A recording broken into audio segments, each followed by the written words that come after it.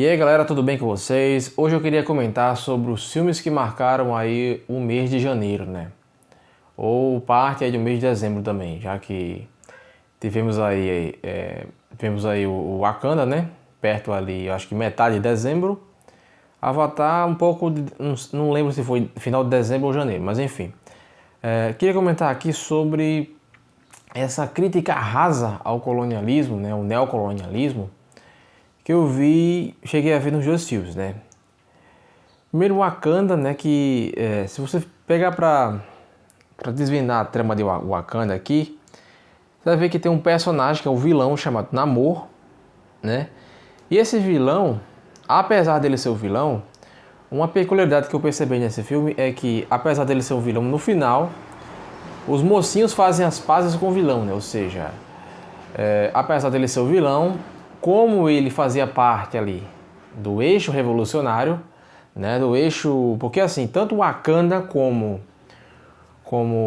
Avatar, eles têm esse clima um pouco tribal, né, que alude a cultura africana, né, a uma suposta cultura africana, na verdade, né, é muito mais uma cultura africana americanizada, né, é a cultura africana que eles querem que você compre, na verdade, né.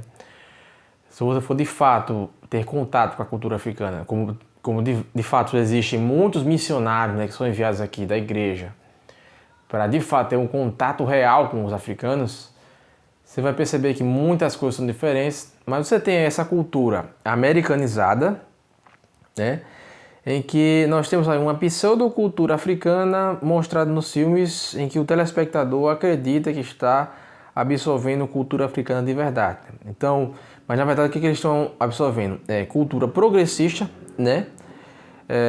Progressista, vinda dos Estados Unidos, né? E com uma crítica subjacente ao neocolonialismo, só que, olha, vejam só que ironia, né? Essa crítica ao neocolonialismo, ela é colonialista, né? Ela é uma crítica imposta pelo discurso hegemônico, né?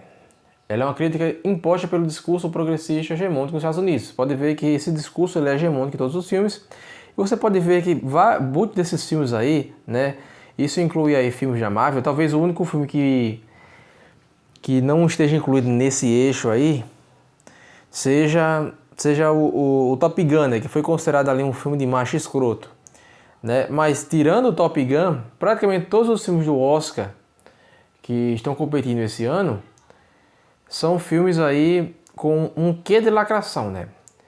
E assim, obviamente que apesar de serem filmes com um quê de lacração, né? E você chega lá, por exemplo, em várias plataformas que disponibilizam filmes premiados, você percebe que dificilmente um filme premiado será aquele filme de um diretor conservador ou de um diretor que pregue uma ética transcendental aliada aos valores da cultura ocidental, da cultura do Ocidente, né, dos valores judaico-cristãos. Dificilmente algum diretor premiado nesses festivais aí como Cannes, etc., vai ser desse tipo, né? Obviamente que temos muitas exceções, principalmente se considerarmos décadas anteriores, né? Décadas em que essa cultura progressista ela não era tão hegemônica ainda, né?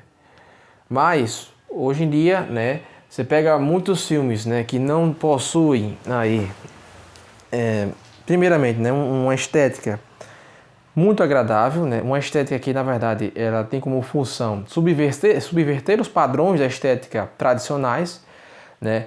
Em alguns casos isso aí foi algo positivo, né, isso aí foi algo que gerou ali filmes bons, ainda que em sua mensagem não fossem filmes tão legais assim, né, como os filmes do próprio Quentin Tarantino, né, que foi o diretor que nós abordamos aí num desses nossos vídeos aí, videocasts, o Quentin Tarantino, né. Mas se você tira, né, o Quentin Tarantino aqui e você começa a analisar outros diretores que tentam fazer coisas parecidas, né, mas sendo que de uma forma muito mais hardcore, ou seja, sem toda aquela sutileza do Tarantino, né?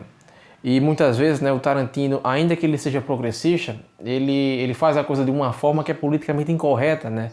Ou seja, não é que ele seja progressista, na verdade, ele é muito mais um da old left, né? Ele é comparável aí, talvez, ao Slavoj Žižek, né? Óbvio que na seara do cinema, né? Mas se você pega filmes como Wakanda e Pantera Negra, né? Ou melhor, Wakanda e Avatar, né? Que a Wakanda já vem de Pantera Negra, mas enfim, Wakanda e Avatar. Eles trazem ali uma crítica ao neocolonialismo, como eu estava mencionando aqui. No filme Wakanda, por exemplo, nós temos o tal do Namor, que é um vilão, mas que no final eles perdoam o vilão pura e simplesmente porque eles entendem que nós estamos do mesmo lado, né? Nós somos aqui do mesmo lado, nós somos aqui do lado revolucionário da coisa, estamos contra, né, os imperialistas aqui, os malvados imperialistas do Ocidente, né? Malvados imperialistas norte-americanos, né? Enfim. E, de certa forma, nós chegamos a Avatar, a história, apesar de não ser a mesma, né? Mas ela repete algo em torno dessa lógica aí, ou seja, nós temos um vilão lá que ele é representado, né? Apesar dele não ser do mesmo lado, né? Como o Namor, mas ele é um vilão que é do outro lado e que ele é um general ali, norte-americano, que representa tudo aquilo que todos os valores que o filme quer destruir, né? Ou seja, ele vai ser ali a representação, obviamente que caricatural e, de certa forma, ele é colocado como o mal da história, né?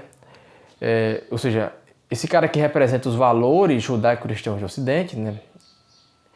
Que no caso seria eu não lembro exatamente o nome do general, né? Mas ele é o vilão da história, né? Mas ele é o cara que vai representar tudo o que eles querem destruir ali, né? Ou seja, já começa, né, pela noção de militarismo, de ordem, de disciplina, né? Já começa por tudo isso aí, né? E o filme repete a mesma lógica de Wakanda no que tange essa crítica subjacente, né, ao neocolonialismo.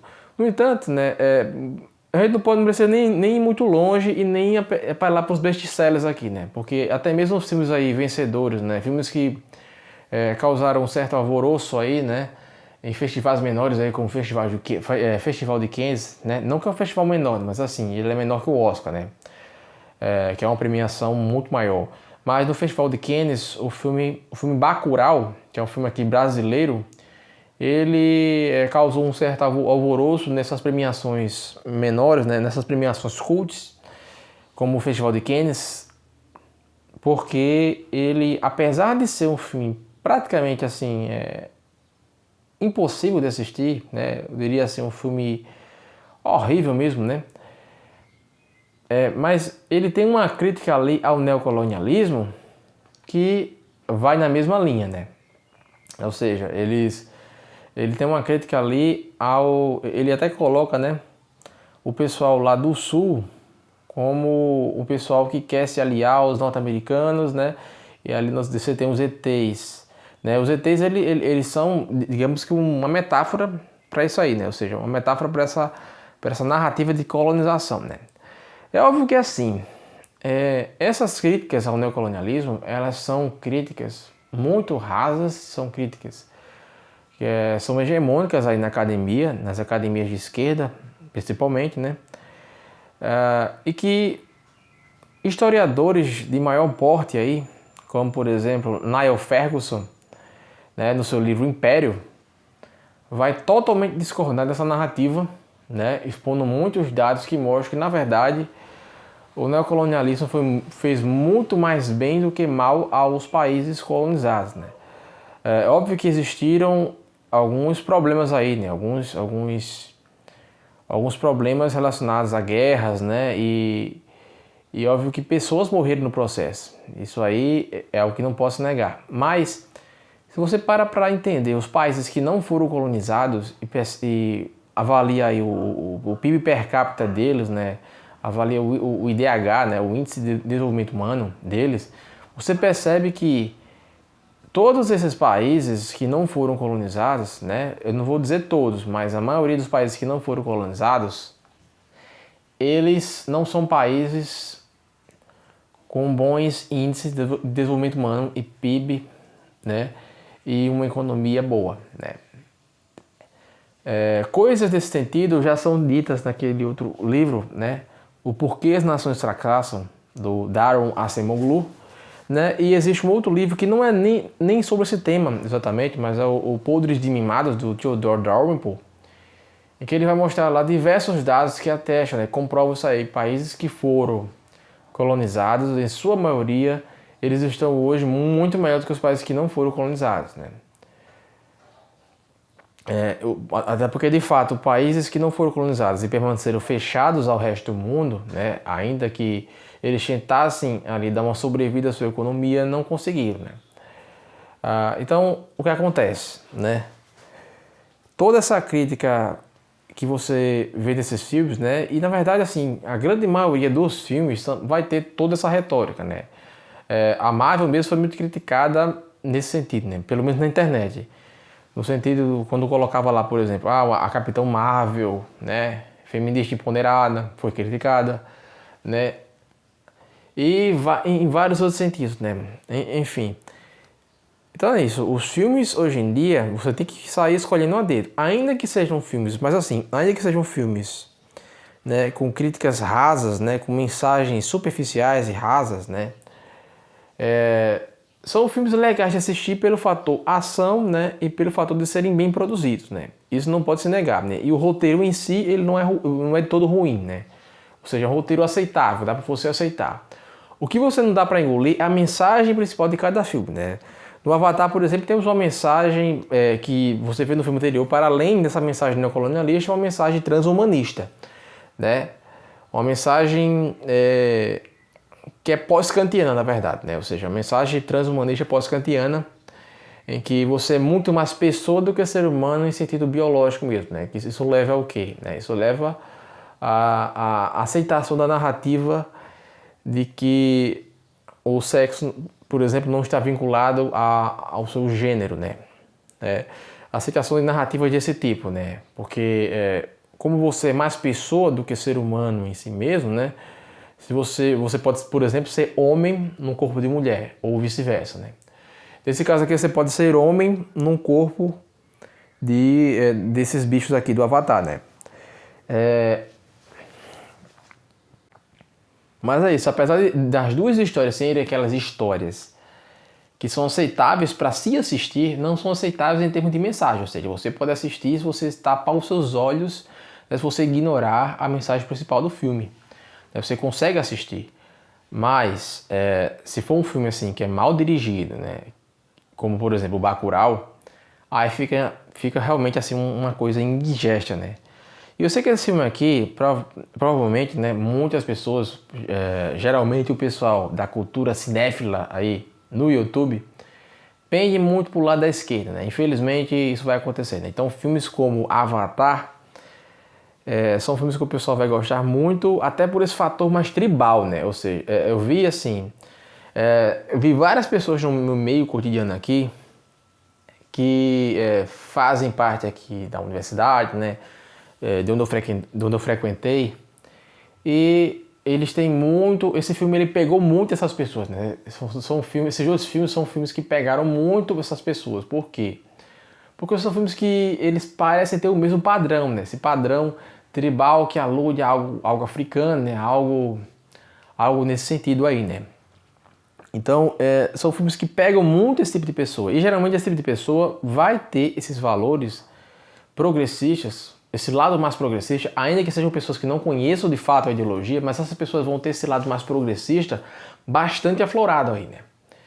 E são filmes que vai fazer sucesso esse tipo de filme, né? Vão fazer sucesso esses filmes nesses nichos de pessoas, né? Esses nichos de pessoas que têm esse lado mais aflorado. Mas óbvio que precisamos ver esses filmes pelo lado crítico da coisa, né? Então é isso, né? Acho que é tudo que eu teria a dizer, pelo menos por enquanto, a respeito das minhas impressões pessoais a respeito de Wakanda e Avatar 2.